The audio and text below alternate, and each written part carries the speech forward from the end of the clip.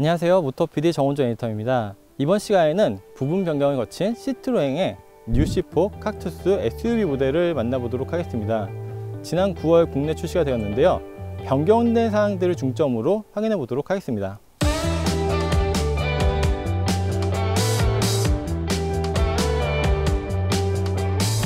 프랑스 PSA 그룹 산하의 시트로행은 과거 국내에서 SN과 잔티아란 모델을 판매한 적이 있었습니다.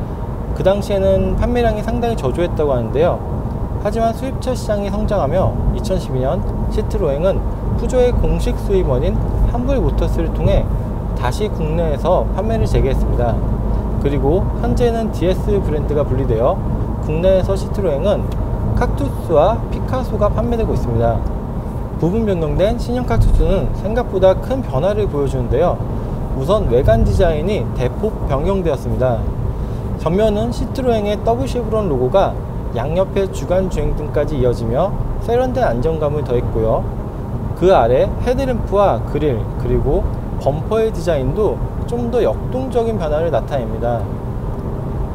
뒷모습도 많이 바뀌었는데요. 이전 모델이 다부진 느낌이었다면 신형 칵투스는 좀 더 날렵해진 모습입니다. 리어 램프는 가로로 길어졌으며 범퍼 디자인도 변경되었는데요. 그리고 전면과 마찬가지로 다이나믹한 이미지를 더하는 이런 포인트들도 추가되었습니다. 하지만 가장 눈에 띄는 변화는 바로 옆모습인데요. 충격을 흡수하는 실용성 외에도 디자인적으로 차별화를 주었던 에어범프가 확 줄어들고 도어 하단으로 자리를 옮겼습니다. 생각해보니 전면과 후면에서는 아예 에어범프가 사라졌는데요. 이러한 변화에 대해서는 호불호가 갈릴 것 같습니다. 개인적으로는 칵투스 하면 떠올랐던 상징적인 요소가 줄어든 것 같아 아쉽기도 합니다. 내부는 큰 틀은 유지하면서도 소소한 변화들을 보여줍니다. 조수석의 루프 에어백과 위로 열리는 글러브박스, 가죽 스트랩 모양의 도어 핸들과 중앙의 돌출형 모니터, 심플한 계기판 등은 여전한데요. 자세히 살펴보면 모니터는 메뉴의 화면이 바뀌었고 그 아래 버튼들의 구성도 일부가 변경되었습니다. 계기판 그래픽도 조금 바뀌었고요. 그리고 키리스 엔트리 및 스타트 기능이 추가되어 에어벤트 아래에 스타트 버튼이 생겼고요. 가운데는 USB 단자, 오른쪽엔 시거잭이 위치하게 되었습니다.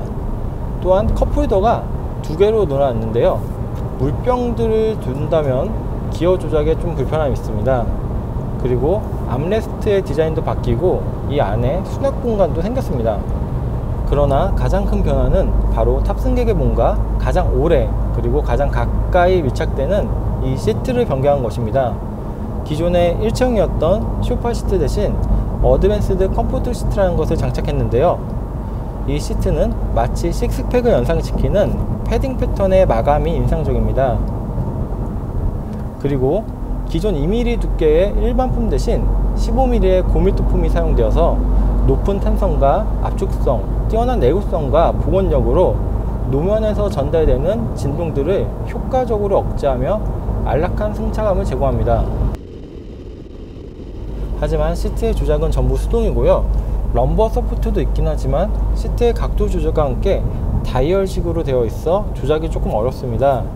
그리고 신형 칵투스는 시트뿐만 아니라 서스펜션도 변경하며 승차감을 한층 높였는데요.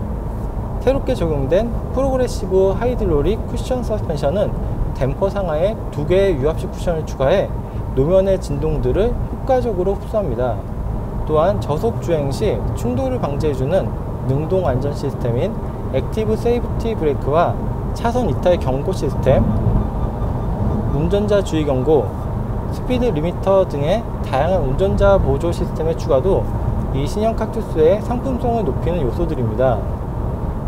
그리고 아까 얘기한 키리스 엔트리 및 스타트 기능과 ECM 룸미러, 또 파워 윈도우 기능도 추가되어 편의성을 높였는데요. 사실 이런 기능들은 다른 브랜드에서도 기본적으로 접할 수 있어서 부족한 부분들을 보충했다라는 느낌입니다. 하지만 테더링 방식으로 티맥과 카카오맵을 순정 디스플레이에서 선으로 연결 없이 사용할 수 있는 안드로이드 기반의 내비게이션을 탑재한 것은 차별화 요소 중에 하나입니다. 이 내비게이션은 카와 태블릿의 단어를 합성해서 카블릿이라고 이름 지었다고 하는데요. 최근 애플 카플레이나 안드로이드 오토를 통해서도 운전자들이 자주 사용하는 T맵 그리고 카카오 내비를 사용할 수 있는 차량들이 늘어나고 있는데요. 이 카블릿은 USB 케이블 없이도 이용할 수 있다는 장점이 있습니다. 그 밖에 페이스북, 인스타그램, 유튜브 등의 기능도 사용할 수 있고요. 하지만 테더링을 설정하는 번거로움이 아직 있긴 한데요.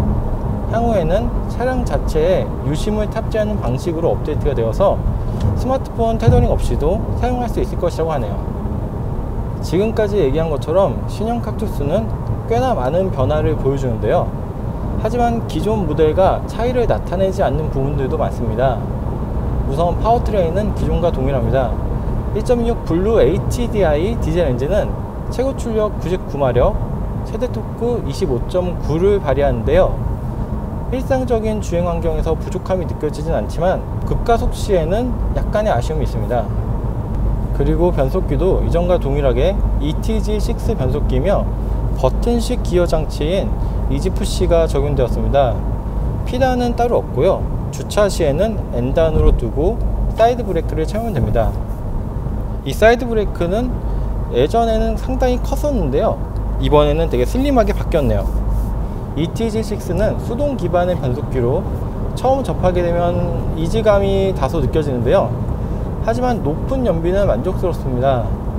공인 연비는 이전과 동일하게 되어 있는데요. 실제 도심 출근 시 15km를 주행했을 때는 14, 그리고 고속 구간에서 약 30km를 달렸을 때는 25.6km/L를 기록했습니다. 그리고 2열에서도 딱히 변화를 찾기 어렵습니다. 수납 공간과 공간성이 여전히 여유 있는 것도 좋지만 충전 단자 등의 편의 장비가 더해졌다면 좋았을 것 같습니다. 아래로 내려가지 않는 창문도 동일한데요. 옆으로 살짝 열려서 환기는 가능하기 때문에 아이들이 탔을 때는 오히려 안전할 수도 있겠다는 생각도 듭니다. 그런데 이전 모델에서 샤인 트림은 위에 글라스 루프가 있어서 개방감이 상당히 높았는데요. 이번 신형에서는 위에 글라스 루프가 빠진 것이 아쉽습니다. 지금까지 신형 칵투스, 뉴C4 칵투스 SUV 모델의 변경된 사항 그리고 기존과 동일한 부분들에 대해 살펴봤는데요.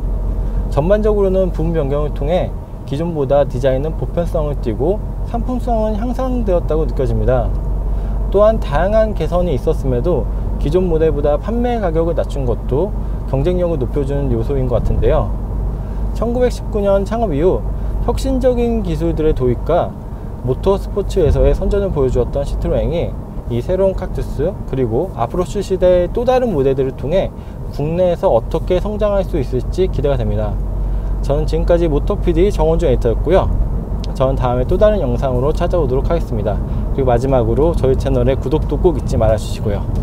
감사합니다.